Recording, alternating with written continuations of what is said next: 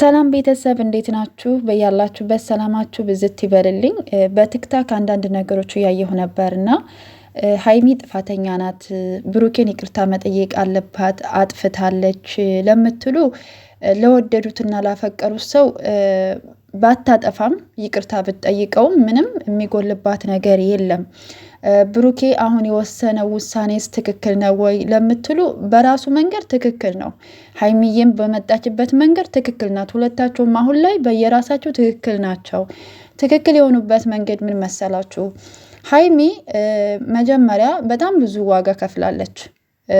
ይሄ ነገር ከተጀመረበት ጊዜ አንስቶ ማለት ነውና ልጅቷን ካገኘበት ጊዜ አንስቶ ለማጣራት ሞክራ ነበረ። ከዛም አልፎ ደግሞ ከሀይሚና ከኔ ምረጥ ስትለው ልጅቷ ሀይሚን ነበር የመረጠው። ሀይሚን ሲመርጥ የተደበቀውን ነገር እናገራለሁ ብላ እዩ ሄደች። ከዛ ደግሞ በበነገታው ቪዲዮ ላይ መጥታ ልጅ እንዳለው ነገረቻት ማለት ነው። አብራ ማለት ነው ከነብሩኬ ጋር ሆና። ከዛ ሀይሚ በሰዓቱ ራሷን ስታ ነበር የወደቀችው፣ አይታችኋት ከሆነ ማለት ነው ሐኪም ቤት የገባችበት። እንደውም ልጁ የብሩኬ ነው ብላ ከመናገሯ ይልቅንስ ውስጧን የሰበረው የነበረው ከ6 ወር በፊት አግኝተኛን አላገኘኸኝም ስትለው አዎ አግኝቼሻለሁ አላት። ከዛ ሐኪም ቤት ገባች ሀይሚ ማለት ነው። በዛ ሰዓት ደንግጣ ገባች። እንደውም ልጁን አምና እንኳ አልተቀበለችም ነበረ ሀይሚ።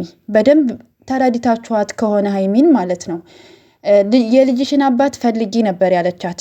ግን ራሷን ስታ እንድትወድቅ ያደረጋትና እንድታምን ያደረጋት ከ6 ወር በፊት አግኝቻታለሁ ሲላት በቃ የዛ ጊዜ ራሷን ሳተች ማለት ነው። ከዛ ሐኪም ቤት ገባች።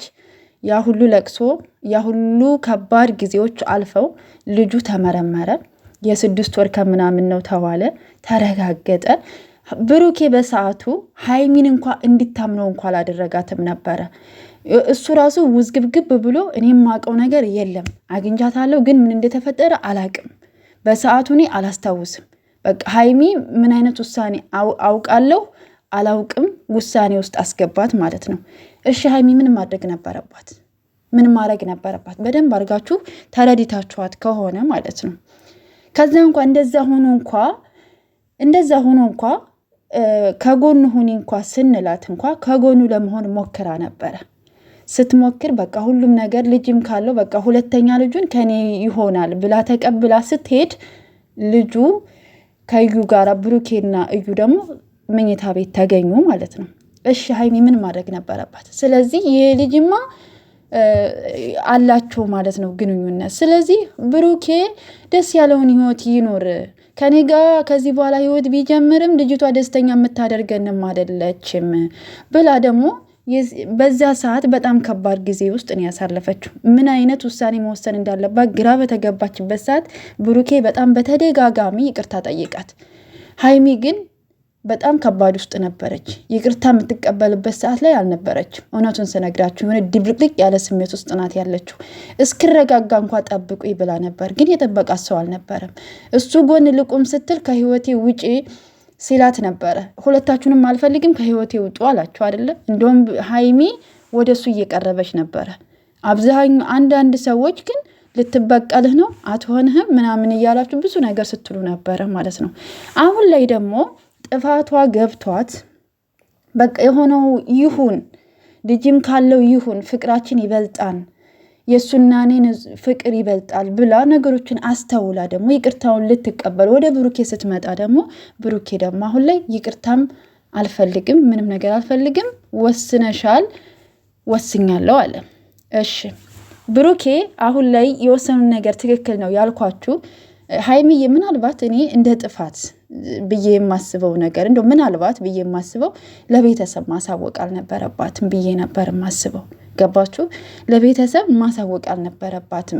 ለቤተሰብ ማሳወቋ ብሩኬን ትንሽ የጎዳው ይመስለኛል፣ እንደኔ ያረዳል ማለት ነው። እሱ ነገር ባይሆን ጥሩ ነበረ። ግን ደግሞ ይሄን ቢሆን ደግሞ ፍቅር ይበልጣል አደለ?